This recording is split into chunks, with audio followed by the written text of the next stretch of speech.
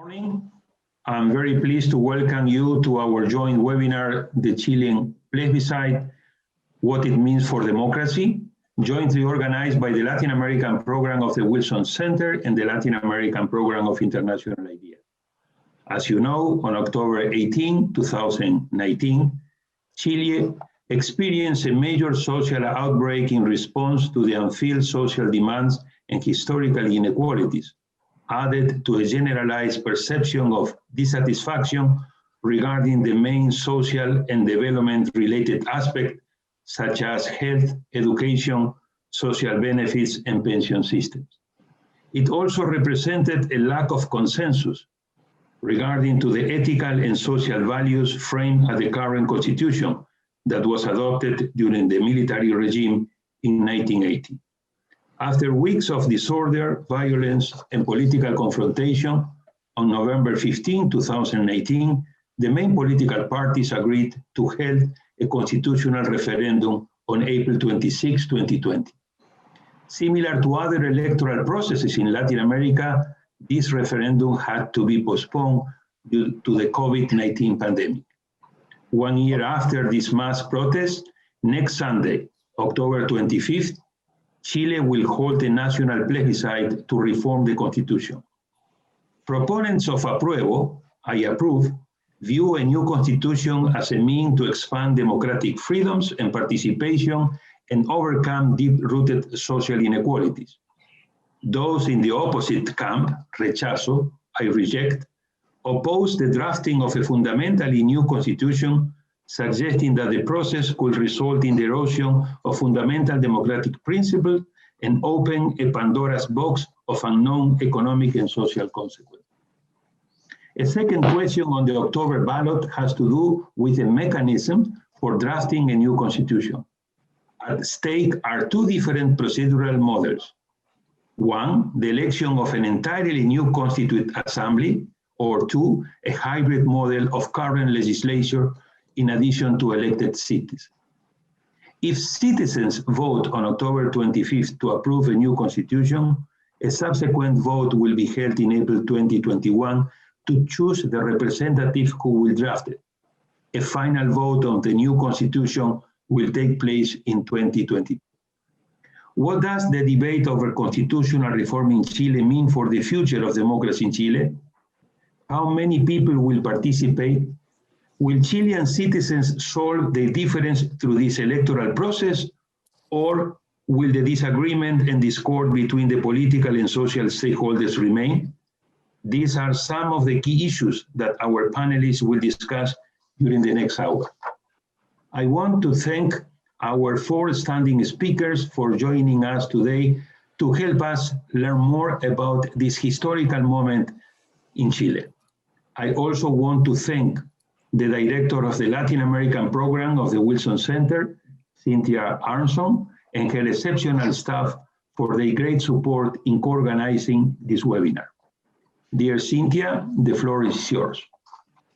Daniel, thanks so much. As always, it's a pleasure to collaborate with IDEA. I'd like to especially thank Katrin Lobel of your staff, Anders Biel of my staff in pulling this seminar together. As Daniel mentioned, we have an extraordinary panel of experts to talk about the plebiscite, what it means for Chilean democracy, and also what it possibly could mean for the rest of the region. We will start with Pamela Figueroa, who is a professor at the Universidad de Santiago de Chile.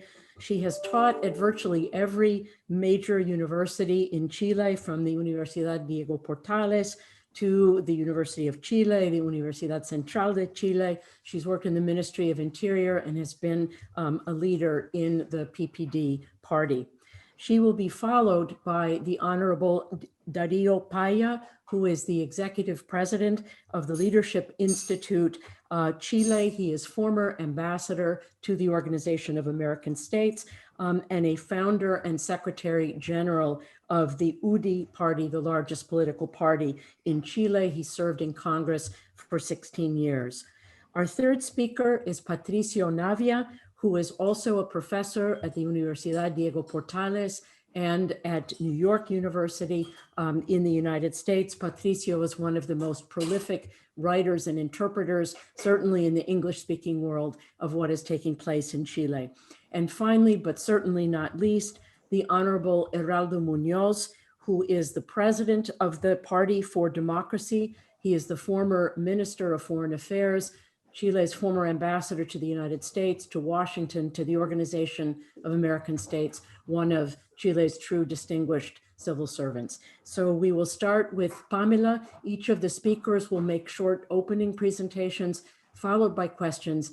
I encourage those of you who are joining us on this webcast to please send questions to the Twitter account of the Latin American program at LatAmProg, and we will take as many questions from the public as we can. So please, Pamela, the floor is yours.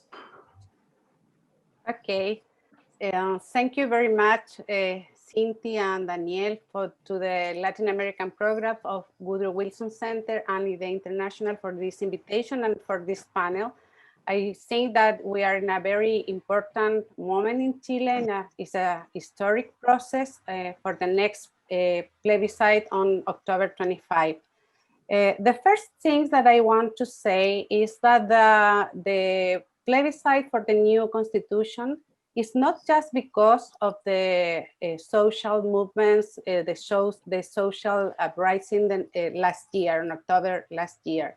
The demand for a new constitution is a long process in Chile that started in the 80s when the constitution under Pinochet was written in 1918.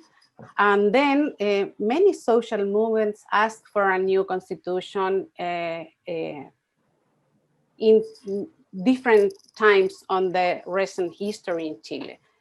After the important reforms to the constitution in 2005 under the government of Presidente Ricardo Lagos, many social movements from students and different regions in the country demand a new constitution in 2006, in 2011, and then in 2013, in the presidential campaign, all the candidates have in their programs proposal for reform or new constitution.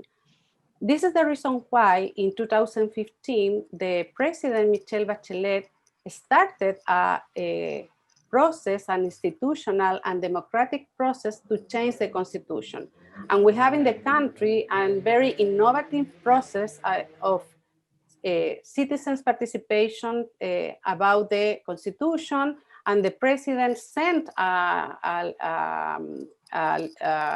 reform to the Congress to try to reform the constitution, to have a process to have not just a reform, but a new constitution. That when we have the change of government and in 2018, the new government, the actual government in Chile, President Piñera say that he doesn't continue this process of constitutional change. And in 2019, society, as Daniel explained, have a very big movement in Chile asking not just for a new constitution, but for social justice, gender equality, respect for the environment, and several demands. So the first thing that I want to say is just that this change is not because of that social movement in 2019, but for this long history of the necessity of change. And that's also, we can see in that every year in Chile we have constitutional reforms, because not just the people, not just the citizen, but the political parties don't have a social and a political agreement about that this constitution is the constitution that we need for our democracy and for our country.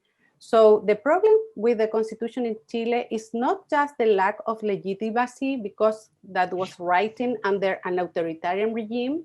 The problem with the constitution today is that the society in Chile has experienced substantial change in the last 2 or 3 decades. So the new society in Chile is really different from the society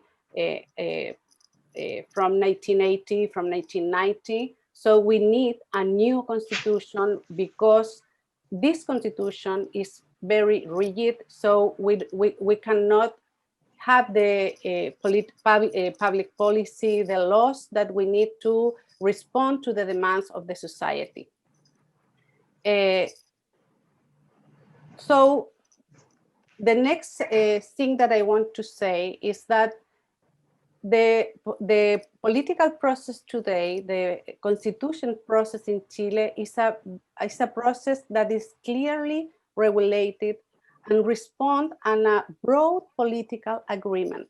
Yeah, in 2013, in 2016, and 2019, we have a social agreement for the new constitution. It was very necessary, but the political agreement just can reach it on the last year, on November and December the last year, after the social movements.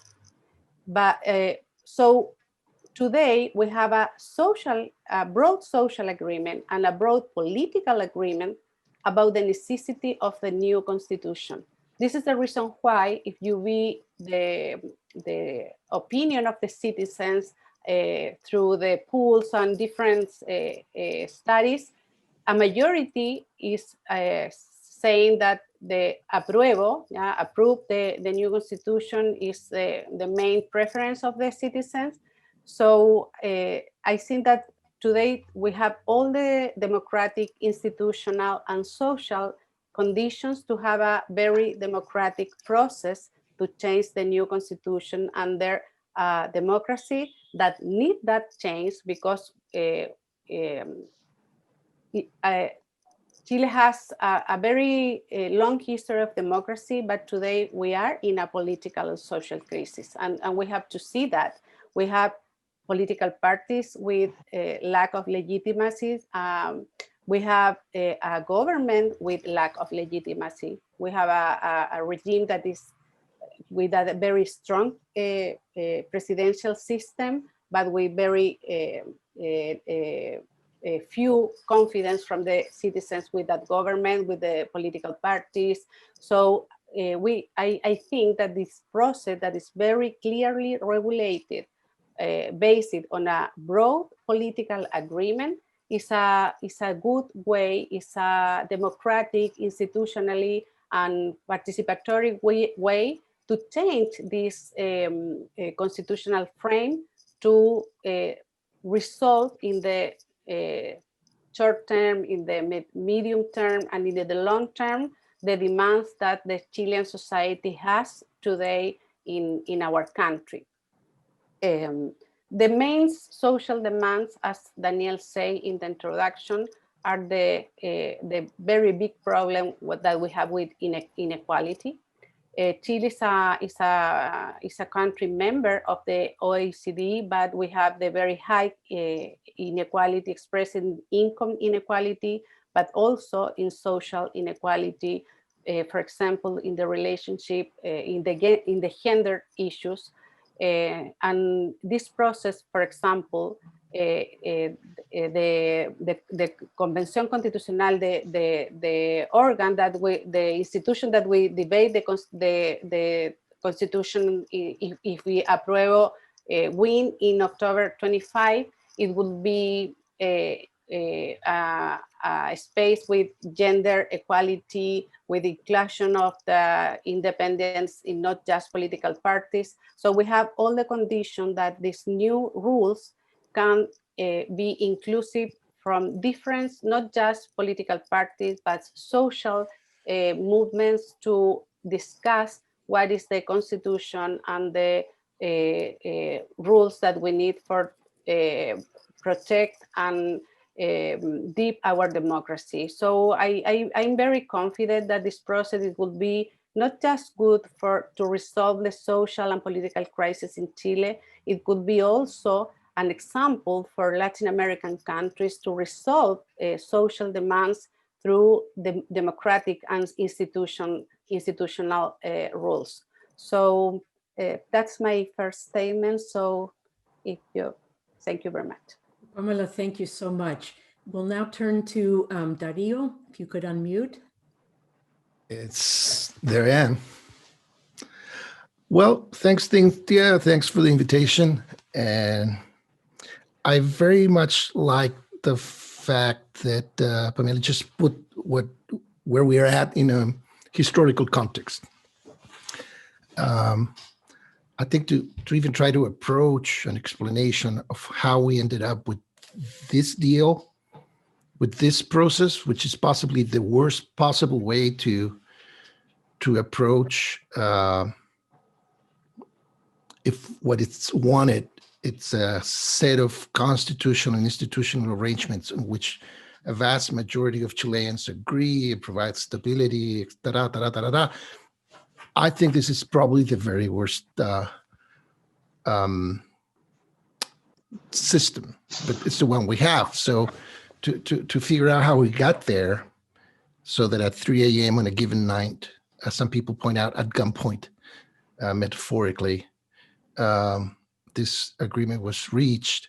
It is necessary to look at that process, and it possibly has a correlation with something that we can also see on the international stage. I very much agree with what was just said in the sense that where we are at can be traced going back decades in a political position, blaming everything on the Constitution, and a social movement that was led from the left of any position represented here, as far as I can tell, and sometimes way to the left. That left, some of it very old, the Communist Party, some of it new at the beginning of this century, very, in its newer form, very attractive, very much made for the times we live in, social media, and with all the subsidies, I would say in Spanish, with all the help that the dynamics that kind of left feels comfortable in terms of politics, that comes from how information and political debate is articulated these days. Well, that very attractive and powerful way of doing politics from the extreme left has caused deep damage to the country.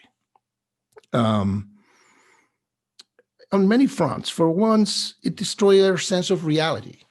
It destroyed also our sense of respect for institutions. And it's destroyed the political standing of critically important political forces, moderate left-wing political forces in the country.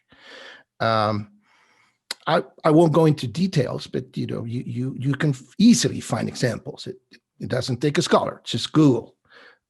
Plenty of examples of people not respecting the rule of law and our set of institutional arrangements from Congress, from the judiciary, and virtually everywhere you look.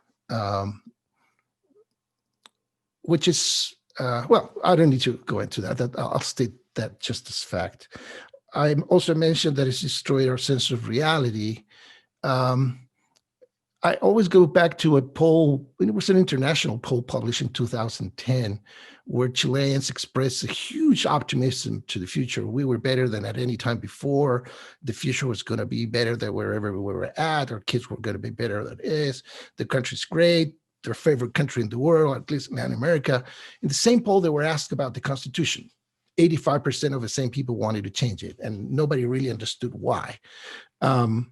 It's because this notion that the Constitution was a problem and needed to be changed, as though the Constitution had nothing to do with that country that people expressed deep satisfaction and optimism about, was already there. That's part of our disconnection from reality, which is deeper now, to the point that now there's this notion out there that the Constitution is a miraculous a substract of reality where non-real things can be derived from. People have expectations that are way beyond the unreal. So if your concern is social unrest and social stability down the line in the future, we're going to have probably an even ruder awakening than one we had last year. Sense of reality lost. Millions of Chileans, we have a problem with pensions. That's not debatable. Most Chileans believe that the problem was that the money had been stolen by the companies that manage our pension funds. Chileans only recently discovered that their money was there. I'm not going to go into how. Now, if you believe that pensions are bad because your money's been stolen, I think we could pretty much all be gathered to go out in the street and start rioting and burning stuff up. It wasn't true. Anyhow, on many levels, that sense of reality was lost. But one of the major damages to the country coming from the actions of those forces was the position to which moderate left-wing political forces have been reduced. They are not entirely innocent of where we stand, because if you go back to the 90s, what was then known as the Constitución understood why our constitutional institutional arrangement worked. And they were very good at it, and they produced, some pretty spectacular decades for the country. But they never stopped denouncing it, even though they knew it worked. Just as they denounced our economic system, they never. They kept it, they applied it, they even deepened it, but never stopped criticizing it and politically weakening it. Now, if you go back to the 90s, you have Clinton and his own kind of moderation in the United States. You had Tony Blair in England actually thinking the unthinkable, where here they were not just thinking the unthinkable, they were doing the unthinkable in the language of the extreme left. And that obviously, someone might say, well, it's not surprising that there's a reaction from the most radical left toward that. Now, in our case, that reaction includes our constitutional arrangement and our basic institutions. So I'm very tempted to talk about the substance of what our new constitution could be or should be, but I'm totally persuaded that this is not about substance. It's about a political movement originating way to the left of whatever you have on your screen right now. And the energy of that movement is managed from way to the left. So we got here at gunpoint a year ago. And I'll finish with this.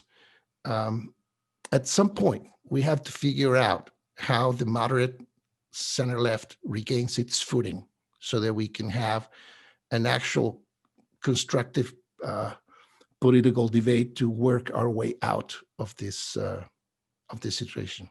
And I think I'm probably past my 7 minutes, so I'll leave it at this for now, Cynthia.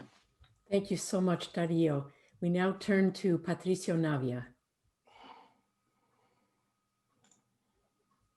Patricio, you need to unmute. We can't hear you. Yes. Okay. Thank you. Thank you for the opportunity to be here. a lot of things have been said, so I don't want to repeat some of the things, but I do want to make a couple of points. If you review the presidential platforms of all the candidates in Chile from 1989 to 2017, you will see that the first call for a new constitution among the presidential platforms was in 2009 by a left-wing candidate, Marco Enrique Sominami. Before that, candidates called to reform the constitution. So there was something that changed in Chile between 2005 and 2009. In her first campaign, Michelle Bachelet did not call for a new constitution. She did that in her second campaign in 2013. And what I would submit to you is that what changed is that Pinochet died. And the Concertación, the left-wing coalition, always campaigned against Pinochet. And then when Pinochet died, they started campaigning against Pinochet's constitution. So it kind of became a symbol of the legacy of the Pinochet dictatorship. It is true that Bachelet in her second administration called for a constitutional process. But the fascinating thing about the constitutional process is that it focused on the Bill of Rights. The citizen debates on that constitutional process guided by the government were all about rights. People discussed what rights were more important in the constitution, not whether Chile should have a presidential system or the composition of the constitutional tribunal or the other issues that are normally associated with constitutions. So I would submit to you that the main debate in Chile today is really about the Bill of Rights among the people. Constitutional experts, of course, discuss about other things, but the people in general discuss the Bill of Rights. When polls ask people why they want a new constitution, the main answer is because they want better pensions, because they want more social rights. So I think there is a bit of a confusion among the population as to why they want a new constitution. The most important thing people want is to have more access to rights. They want a bigger Bill of Rights, or a larger, longer, more comprehensive Bill of Rights. And while that's important, I would think that the Constitution is certainly more than just the Bill of Rights, and there is a bit of a confusion there as to what people will expect. Now, my concern with the entire constitutional process is that the expectations people have are not necessarily associated with what a new constitution will produce. So the idea that people will start to trust institutions after the new constitutional process is completed, I think it's a bit exaggerated. People want more social rights, they want better pensions, but what they will get, it's a whole new constitution and not necessarily a longer Bill of Rights that can be enforced. So there will be somewhat of a disappointment afterwards, because the constitutional process, as it has happened elsewhere in Latin America, will produce a long list of rights or unfunded mandates. And precisely because the constitutional process members, the members of the Constitutional Assembly, will not need to be there to find the money to enforce those rights, there is going to be a tension between the promises made in the constitutional process and the reality that will come after, when the new constitution is enforced. And now I want to spend the rest of my time highlighting a few problems which I think make it very difficult for the constitutional process to produce a good constitution. And I want to highlight two things. One is the constitutional calendar.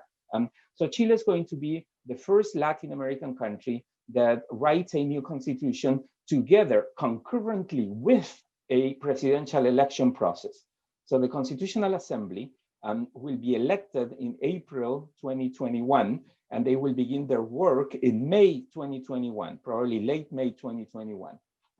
The presidential primaries, the primaries for the presidential elections, will be held in July 2021, and the presidential election will be held in November, first round, and December runoff 2021. So we're going to be drafting a new constitution concurrently with a presidential election.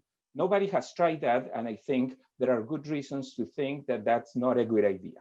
And then the new president and the new Congress will come into office in March of 2022, but the constitutional writing process will be completed probably by May or June 2022.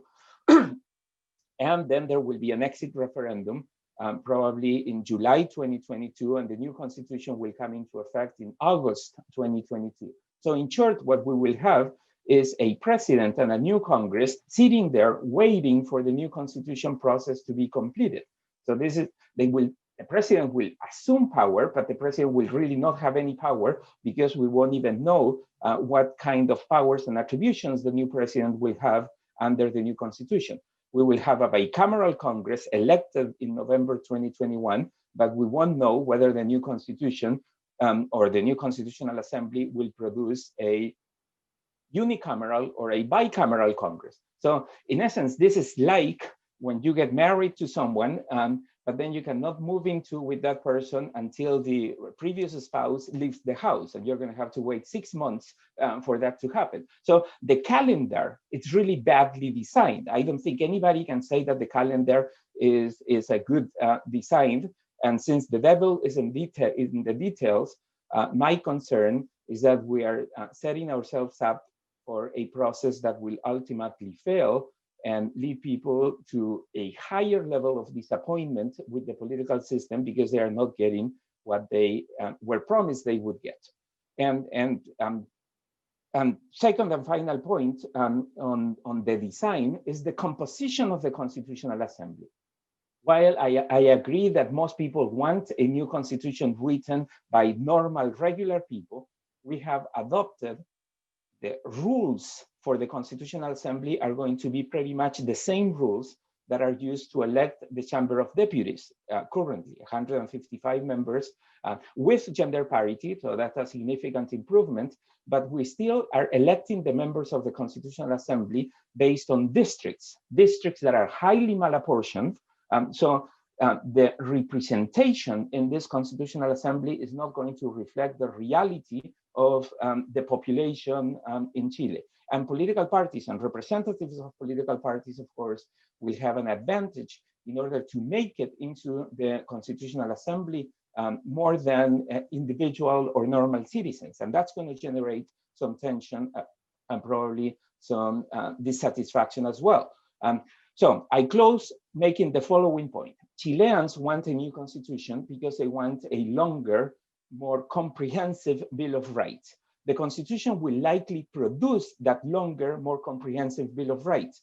All the constitutions written in Latin America are longer than the constitutions they replace. So likely the Chilean constitution will also be a longer constitution and it will have a whole list of Bill of Rights. I normally refer to this as the Equeco constitution, those Andean deities that have lots of bags with them, or like a Christmas tree constitution. And when that constitution comes into effect, there will be so many unfunded mandates that there will be strong fiscal pressure on the next government to satisfy the expectations people have. And in my prediction, what we will end up having is a high level of discontent and dissatisfaction on the part of the people because the promises that were laid out in the Constitution will not be fulfilled because it's just going to be impossible to come up with enough money to satisfy all those unfunded mandates. But I stop here to give time to the other panelists. Patricio, thank you very much. We now turn to Heraldo Munoz. Heraldo, if you could unmute. All right. Well, thank you, Cindy, and thank you to Daniel for the invitation to debate this historical moment that we will experience in Chile in about 9 days when we go to vote in a plebiscite, whether to approve or reject a new constitution, and if the approve wins, whether to do it through a constitutional assembly or constitutional convention or a mixed convention. This is a major historical event. This is for the first time, there's no generation in Chile that has had the opportunity to choose whether to have a new constitution or not. And the major constitutions of Chile, 1833, which is an oligarchy constitution, nor the 1925, and even unfortunately in the 1980, none of them afforded the rights and the elements of unity that people are seeking in a new constitution, a constitution that can identify us all and not only a sector of society. Let me just say before I go into my comments, since Darío Paya has mentioned that the agreement for the plebiscite emerged at dawn, metaphorically at gunpoint, as he said. Let me say that the 1980 Constitution did not emerge metaphorically at gunpoint. It was imposed at gunpoint because I voted in the 1980 Constitution and I went to the only allowed rally within the Caupolicán Theater in Santiago when there were no electoral registries. Political parties were forbidden. Congress was forbidden. Assassinations were rampant. Disappeared political prisoners. Torture. Exile. Zero participation. Zero basic rights. Basic human rights. And that constitution was imposed. Literally at gunpoint. And that is part of what the constitution that we still have. Not the same because it was reformed many times, but that was the origin of that constitution. And the only rally that we had, at the end of that rally, we were repressed. Those of us who were there remember very well. So let's have a little bit of a historical context here if we're going to talk about metaphorically imposing at gunpoint something that all political parties freely signed on the dawn of November 15th. Let me say why, in my view, it is so important, this plebiscite that we will have so that people will be able to choose. First, to have a constitution that represents us all, because the present one divides us.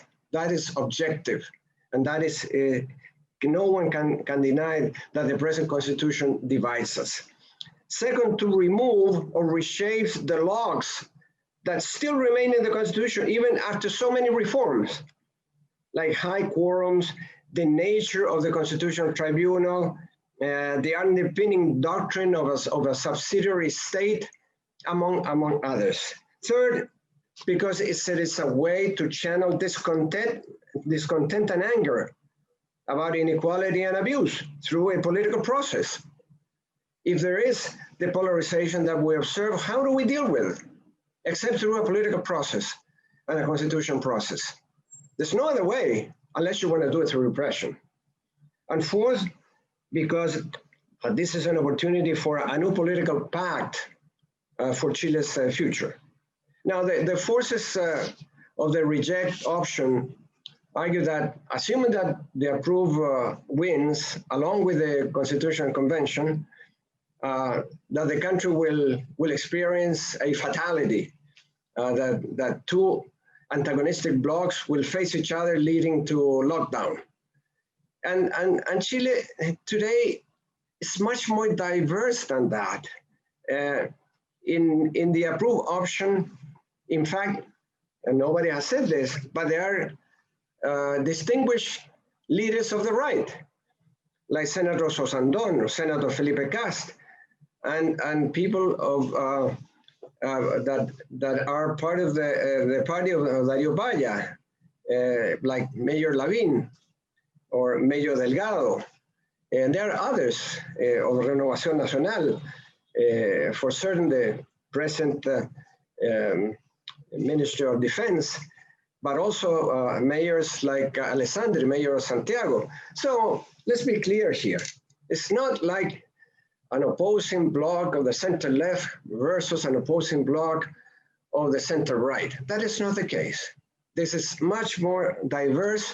And in addition to that, there's a plurality of identities and interests as never before, as expressed in among other things, in the television ads for the campaign. Extremely diverse in my view. And because so many independents are seeking to be part of the process. In fact, in my party, we agreed that 50% of those that we will try to win the seats that we try to win in the Constitutional Convention will have to be independents. So we are in a process where we don't know what these people will want. Obviously, they have to coincide with our principles, but beyond that, probably what we're going to see then is cross-cutting coalitions that would emerge in the constitutional process, and not necessarily sort of this Cold War image that some want us to make us believe in. Probably the Constitutional Convention then will be a lot more varied than what we think, and certainly will not reflect the minority groups that are violently protesting in the streets. That would be absurd. In fact, sadly, the opposition is not a united front. And in fact, it will be difficult perhaps to achieve a unitary list of all of the opposition for the Constitutional Convention. And recently we tried to go with a unitary list for the primaries for governors, and we did not achieve that. We were close, but we did not, and that is suggests that even the opposition does not have the unity that this analysis of chaos after the plebiscite will suggest. And part of the right is relying on fear. Fear mongering is, as we know, is a very powerful instrument, and is focused particularly on street violence and destruction. But a very small minority of anarchists, of petty criminals, of football hooligans, and that is not the 1.5 million of Chileans that rallied in Santiago after the 18th of October. There's a majority. That's a majority that demands change and demands a new constitution as a fundamental basis for the social pact that will have to come later on. And the right now promises reject to change or reject to reform when they have always resisted change, when they have always resisted the reforms of the Constitution until those reforms were no longer useful to them. And let me just remind those here that, well, Patricio Naves says, well, it wasn't only until 2009 that we put it on a presidential platform that we wanted a new constitution, but that's what we began saying immediately in 1989. And some of the promises made by the right were not complied, like eliminating the binominal system. And those are the facts. And we had to endure the designated senators and senators for life until 2016, and until 2006, 16 years. Not until that time was the president of Chile able to regain the faculty to remove the commanders-in-chief of the armed forces and the police. That's a reality that we dealt with. And not only until 2016 were we able to remove and change the binominal system. So let's not talk that we haven't been wanting to change and have a new constitution. What happens is that we had to get what we could get, because that was what the powers that be allowed, because they held on to the fundamentals of the present constitution. Now, I think the important thing is that a country divided over its Magna Carta is a country with an enduring malaise. And the right, including some sectors of the elite, I think cannot continue to view the Constitution as its ramparts for security. And the 2/3 agreed that night, supposedly metaphorically at gunpoint, that 2/3 I think will enable the constitutional process to ensure that no sector, left, right, or center, will be able to impose its particular views over the chapters of the Constitution. And where there's no agreement by the 2/3, well, there will be no constitutional norm, and in the end, we won't fall back to what it is established in the present Constitution. That's what we discussed very long that night, because I'm one of the signatories of that document. And the idea was, referring to this much feared blank piece of paper, that if we did not agree on a specific norm by 2/3, what would not be established, what would not remain, would be what is established in the present Constitution. In other words, there wouldn't be a veto emanating from the present Constitution. That's the whole idea about the blank piece of paper. The bottom line is that behind the constitutional process that will begin now in a few days, is that we need a new political contract in Chile. And we need a new social pact at the same time. We need an agreement for a new sustainable development model that leads Chile towards what several people think should be a welfare state or a welfare society. And let me just quote somebody from Darío Paya's party, Mayor Joaquín Lavín, who has seen the writing on the wall for some time. He has said that we need structural changes in the direction of social democratic countries. He has declared himself a social democrat. And more clearly, he has warned the right that it should stop being a containment dam or a containment dike, and that Chile needs a new suit. Chile needs to wear a new suit, he added. The problem, he's not the best tailor in the country, but that's something different. But let me just finish because I've gone over my time. And let me just say to Patricio Navia, is a new constitution the magic solution to all our problems? No, by no means. That's why we need also a new social pact, like it was agreed in Ireland in 1987, when government and opposition, business people and workers agreed on a road ahead with justice, with development, with growth, but with equity. That's what Chile needs in addition to the Constitution. But the Constitution is a first major step in order to have basic rules of the game that identify us all in a Constitution that is not questioned by a sector of society.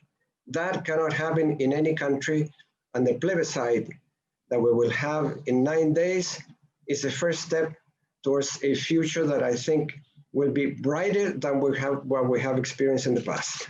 Thank you. Geraldo, thank you so much for those comments. Thanks to all of our speakers. I'm going to pose a question or two before turning to the several questions that have come in from the audience. Geraldo, you just mentioned that the country needs a new political agreement, a new political pact, and a new social pact. So the question I think that has come through a number of these presentations is the appropriateness of the vehicle of a new constitution for addressing issues of social rights and issues of inequality, which touch on the tax structure, the pension structure, the unemployment insurance, all of these kinds of things. Are those kinds of issues better dealt with through legislation that the Congress approves rather than being part of a document? And what are the dangers of people coming out more frustrated because a variety of social and economic rights are included in the new constitution and then potentially not fulfilled either for budgetary reasons or for political reasons? So I would like to have each of you respond to that. We can go in reverse order, or perhaps Geraldo will give you the first opportunity and feed backwards. So we'll take Geraldo first, and then Patricio? Well, obviously, those specific issues need laws and have to be dealt through laws. But I think they have to be dealt through what I said, a new social pact. And that is absolutely fundamental. In other words, based on what we say in the Constitution, because we need a state that is not a subsidiary state, as it's stated today in the Constitution, but a democratic and social state. And that is already in the Constitution of Germany and the Constitution of Spain, for example. We need guaranteed social rights. We need to rethink the political system. I'm against hyper-presidentialism. We need to rethink regionalization in the country for a more decentralized country. We need to think of a green economy, protection of the oceans. Well, the list is quite long. But with regard to structural reforms, they have to be dealt separately. And that's why we've been making concrete proposals. We made a proposal on the financing that would be needed for health reform, for further education reform, for housing, for pensions. All of that we have proposed a very concrete platform of taxation. Because without taxation, we are not going to have the funding that we need. When we begin applying the taxes, it's a question of also of recovery of the economy. All of that, we are open to discussing that. But this has to be a separate pact. It cannot be in the Constitution. The Constitution cannot have the details. We cannot have, like in the, in the Brazilian Constitution, at one point, the interest rate was included. Of course, it was never complied with. So no, all this the concrete profile of the social reforms have to be agreed separately, but they have to have a foundation in the Constitution, because today the subsidiary state makes it so that the primary action is on the part of private agents, so that anything that goes against private agents in health, in education, can end up in the Constitutional Tribunal. So that's why the Constitution is so important. But clearly, the reforms have to be separate. And we will make an effort, for example, now to have a pension system if the government puts on the table a structural reform towards a social security system. We will make efforts to reach an agreement. I'm just doubtful that the government will do so. Perhaps the reform of the pension system is structurally with solidarity, intra and intergenerational, with a package on behalf of women, with separation of the role of the AFPs, of the pension funds, in terms of the administration of the funds and the investment of the funds, a fundamental separation. If all of those things are present, and minimally a 6% that goes to a fund in an autonomous entity, state entity that will manage those funds with the high standards, when all of those things are there, maybe we will have the pension reform solved before the government ends. But all of that will have to be separately from the Constitution. Great. Patricio, would you like to address that issue? Or we yes, can just quickly. In fact, that's precisely my concern. My concern has to do with the fact that all the constitutions written in Latin America over the past 30 years just have a long list of unfunded mandates, including the Brazilian constitution, so say 40 years. And then the problem is the expectations, right? People expect better pensions, but then those are unfunded mandates and they will not, the governments are going to be unable to meet those expectations.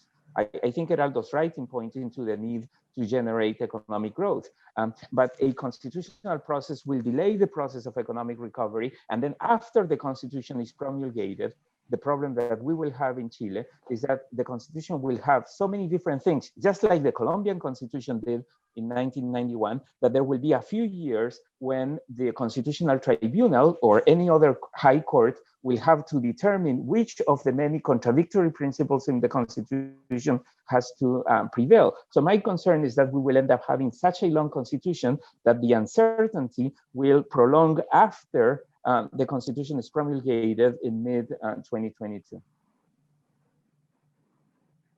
Thank you. Dario and then Pamela.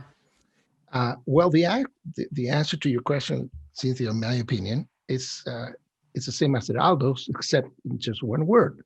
No, the Constitution is not the place.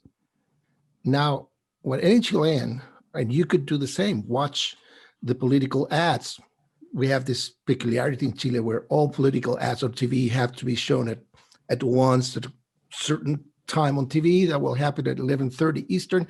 You can go online and wonder, why is then the political party that Heraldo presides over on TV running ads that promise all those things will be in the Constitution for better pensions, beautiful, more cleaner air.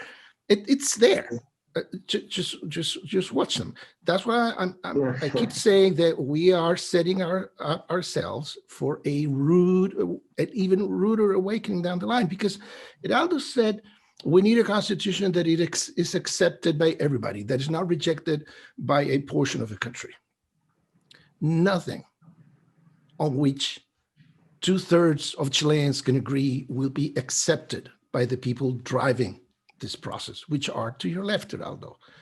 And without whose influence, we wouldn't have the agreement we have, because when I used the word metaphorical, I did it exactly for the reasons you point out, because the contrast is too big with the circumstances under which the 1990 Constitution was imposed on the country. But you know very well that this agreement would have never been signed if the people across the table from you weren't wondering as to whether there would be police willing to protect the government house the following day, where people from government were warning everybody of a run on the bank the following morning. That's why it's signed at 3 a.m. So yes, it was metaphorical, but it was at gunpoint. And the people pointing that metaphorical gun are to your left. They will not agree on anything that this screen could agree on.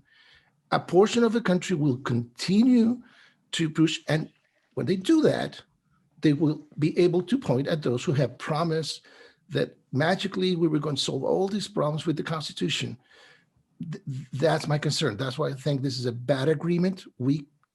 There's other ways to change things, as you know very well, because the only reason why Heraldo's signature is not in our current Constitution is a few weeks, because every other, you were Minister of President Lagos, and whose signature is there on this Constitution. Of the original articles, I believe there's about 20, maybe less than 20 that have not been changed, hundreds of changes. The Constitution that we have, it's pretty much our own. We have made it our own. But anyhow, let us not set up ourselves for a continuation of this very destructive period in Chilean politics. I think a little bit of straight talk is needed for that purpose.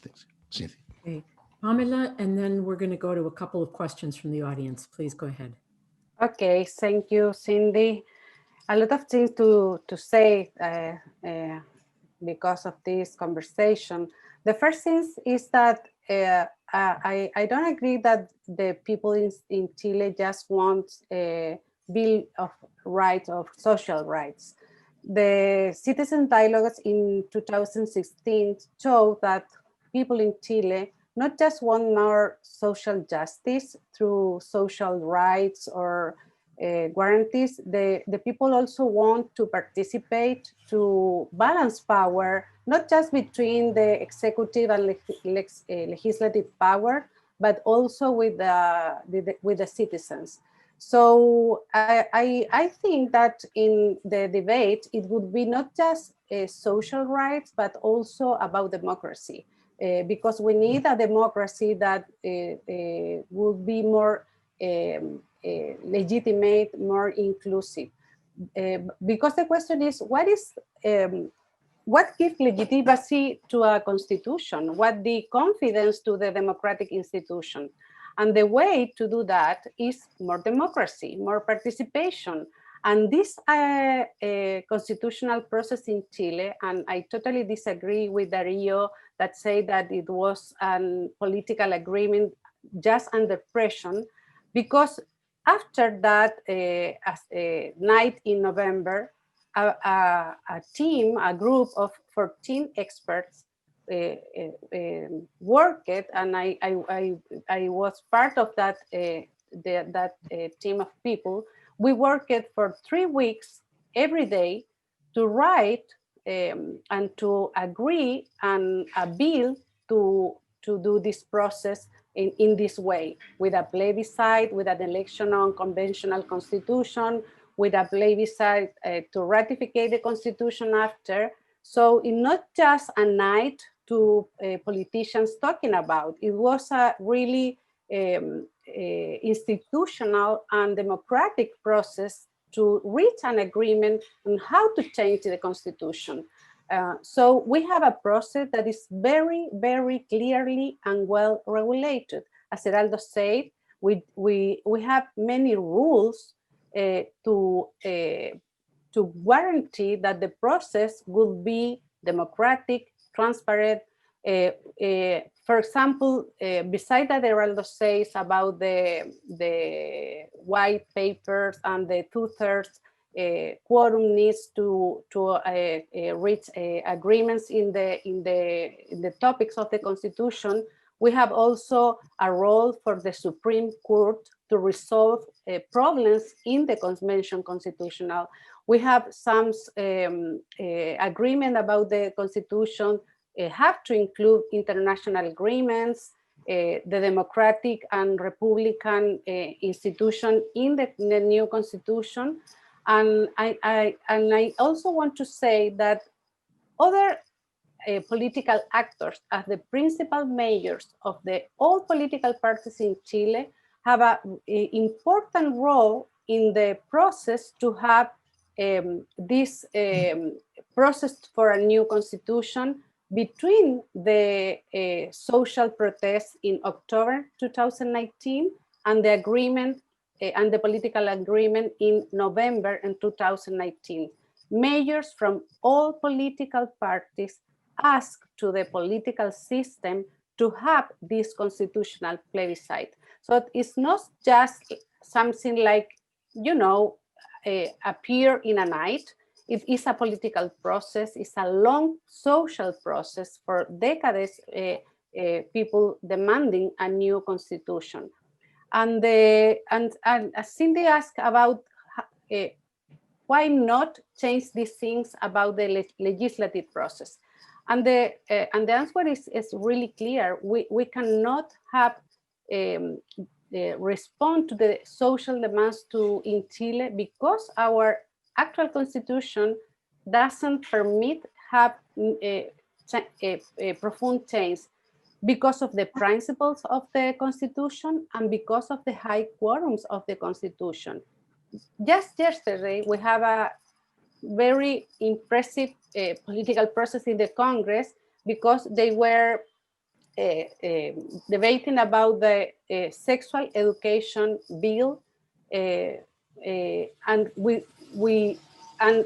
beside the majority of the representative approved that law. That bill couldn't be approved because of the high quorums.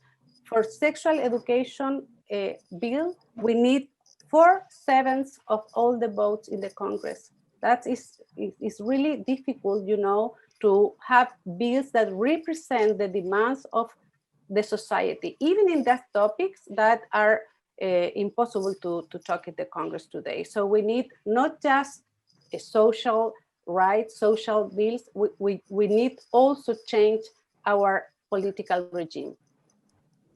Pamela, thank you. In the time remaining, I'm going to mention a couple of the questions that have come in and then ask each of you to respond briefly in no more than 2 minutes to whichever of the questions or combination of questions you'd like to. A question from Marcelo Omena, a former Minister of the Environment. The question is, we've seen how property rights and free enterprise are protected in the Constitution, and sometimes these rights represent a threat for tackling climate change. Intergenerational justice is not recognized, especially in light of the number of young people who are participating in this process and were not alive during the 1980 Constitution. Is the current Constitution, could a new Constitution be compatible with a net zero world? Another question about the implications of the process playing out in Chile and its impact in Latin America. Could this example be followed in other countries? And then a final question about whether a new constitution would introduce a plurinational state with self-determination for some indigenous communities, and what are the risks associated with that? So I'd like to mix it up a little bit. Patricio, why don't you go first? Then Heraldo, then Pamela and Darío will have the final word. Patricio, please. Okay, so I thank everyone for their questions, because the questions precisely underline the point I wanted to make, which is everyone wants to get something into the Constitution, right? A zero admission condition, multinationalism. So the Constitution will quickly become, and the answer is yes, all those things will be in the Constitution, because the Constitution will quickly become a huge Christmas tree. Anybody who has studied game theory knows that when you have a 2/3 majority requirement for a text, for a law to be drafted, there are two possible equilibria. One is that you get a minimalist law because no one agrees on anything on a 2/3 with a 2/3 majority condition. But the alternative is that you get a bill with everything included in it, precisely because in order to get what I want, the independence of the central bank, I have to make a concession to give someone else what they want. And then we throw everything into the Constitution, and the Constitution has everything. It's not a minimalist Constitution. And the experience in Latin America teaches us that all the constitutions that have been written over the past 40 years are significantly longer than the constitutions they replaced. So all those things will be in the Constitution, and the problem will come later when the Constitution is promulgated, because then one entity, probably a constitutional tribunal of a sort, will need to determine which constitutional principles prevail over the others, because there will be so many of them. Okay, let's take Heraldo. Well, okay, just something that remained from the previous question. Let me just say very clearly, because it has been suggested that it was a threat to social peace that led to the agreement of the 15th of October, or 15th of November, and to the plebiscite that we're having now. But let me just remind you that when we had social peace, the right did not want to touch the Constitution. So, I mean, they can have it both ways, you know? Okay, so we have threat to social peace. We just can't have, the imposition almost of our constitutional process.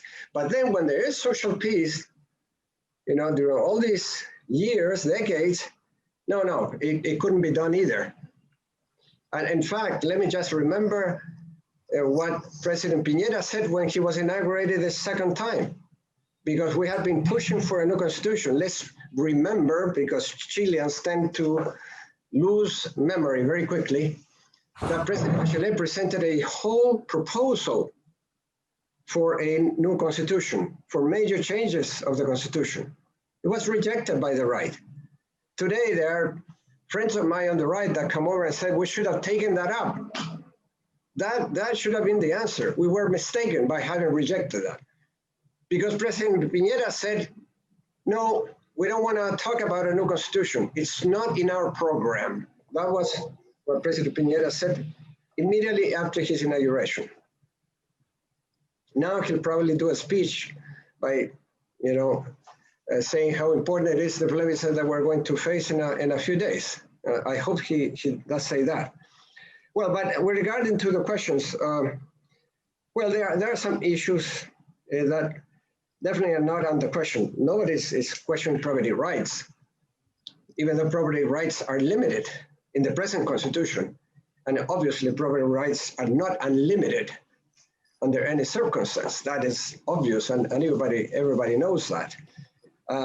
So when that is raised as part of the discussions, because it's a fear mongering, so that people say, Jesus, my house, my property, the fruit of my work is going to be here in danger. And definitely that's not the case. I do think, though, that we ought to go towards a green economy, towards sustainable development. That has to be very clearly stated in the Constitution, because that's what the future is all about. And a Constitution should think 40 years ahead. In fact, I don't know how we will do it, but we ought to think about robotization, in artificial intelligence, and how will that affect labor markets and will affect society in general. But we have to tackle, if this is going to last 40, 50 years ahead, the world that we're living is going to be very different. So all of these issues that Marcelo raises are very important. Let me just say, I fear that this will happen because the opposition is so plural, so diverse, that the right, even though they may be divided, even though Joaquin Lavín may call himself social democrat, and then the mayor of Providencia comes up, Evelyn Matei, says it's unacceptable, I will be presidential candidate, and then Longueira, former president of the UDI, comes out of the shadows to say, I'm going to vote approve, and I will concentrate on the Constitutional Convention election. And then Carlos Larraín, a former member, president of Renovación Nacional, comes to challenge the present leadership of Renovación Nacional. Despite all of that, when the moment of election comes, they are very disciplined. And probably they will have only one list. The opposition hopefully will have one list, but probably won't, so that the right will be overrepresented, is my fear, in the Constitutional Convention. And that's something that has to be taken into account. Plurinational state, I think the issue with regard to the indigenous peoples is a long-standing debt by the state of Chile. The repression, the stealing of their lands, the whole history that we had to recognize, at least through special seats in the Constitutional Convention. So far we have gender parity, and that's something fundamental because all the other constitutions do not have that. And that is a major issue of participation, as Pamela was saying. I mean, when Gabriela Mistral went to receive the Nobel Prize of Literature, the Nobel Award of Literature in 1945 in Sweden, she did not have political rights in Chile.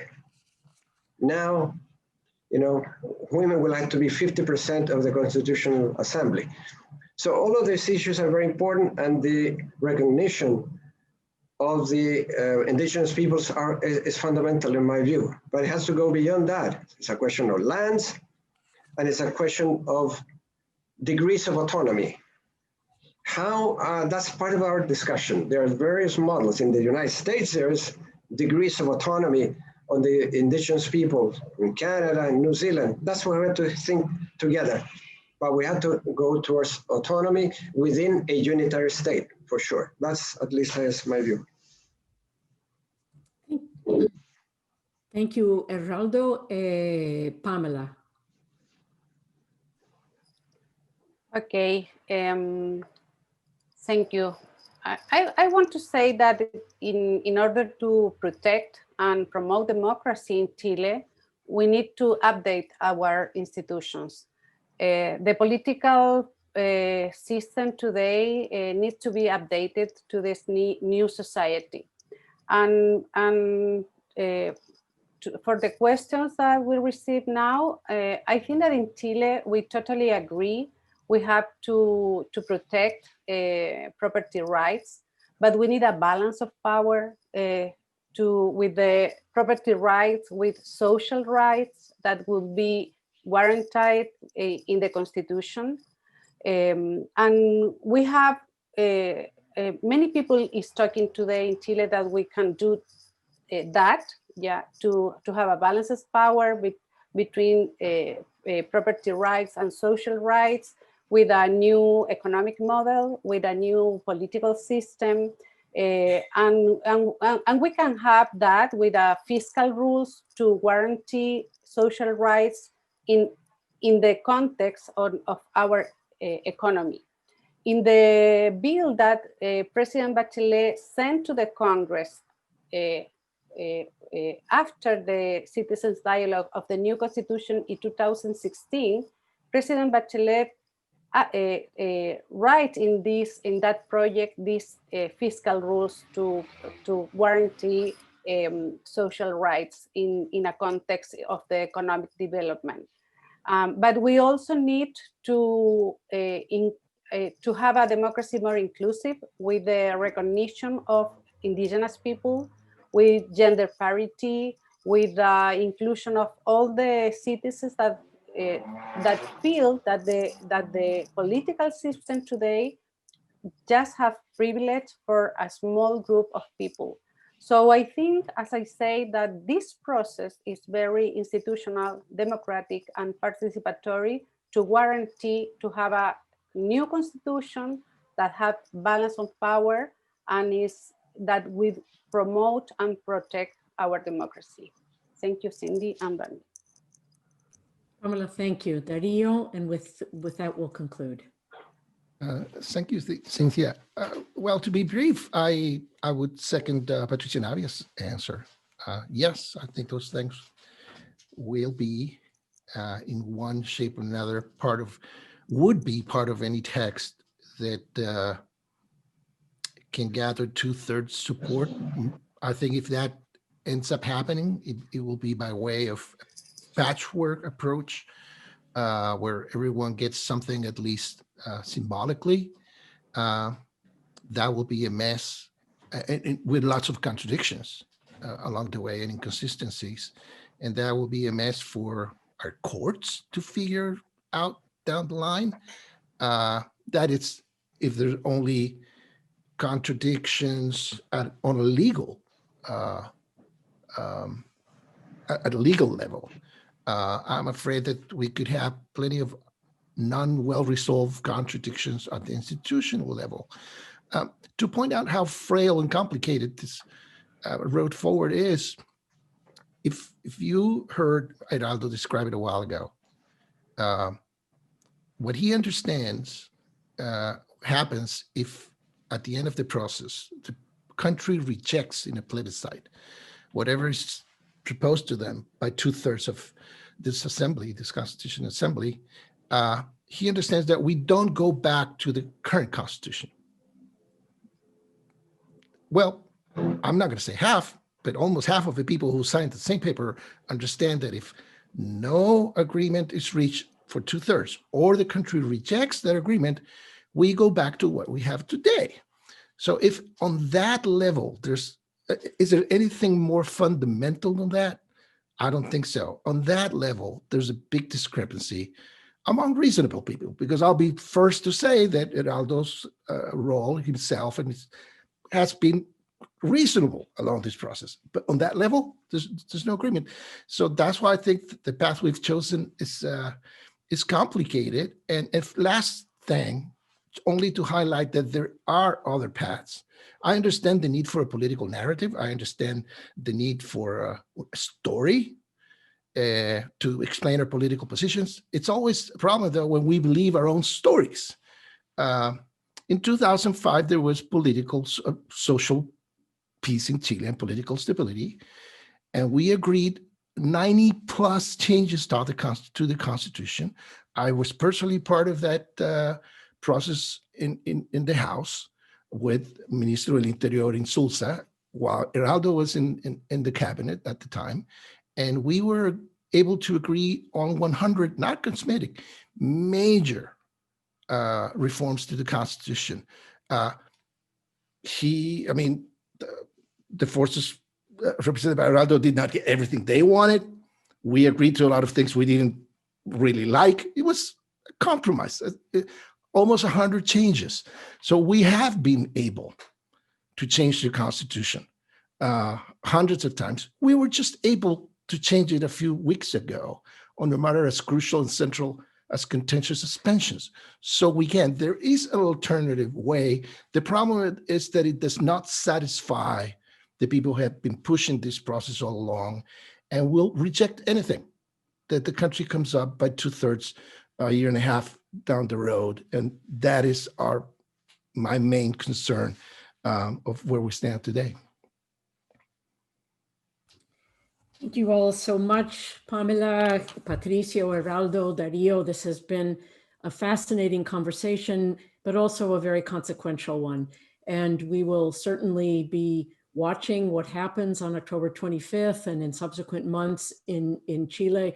Chile has always been a reference point, a model of many things in Latin America, not only of a democratic transition, but also of a socially progressive country. And we wish Chilean society and all of you the best as the country struggles through this process and comes to a final decision.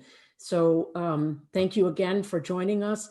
The video of this event will be on the website. Thank you as well to Daniel Sovato, International IDEA, for their collaboration in this important conversation. Thank you. Ciao.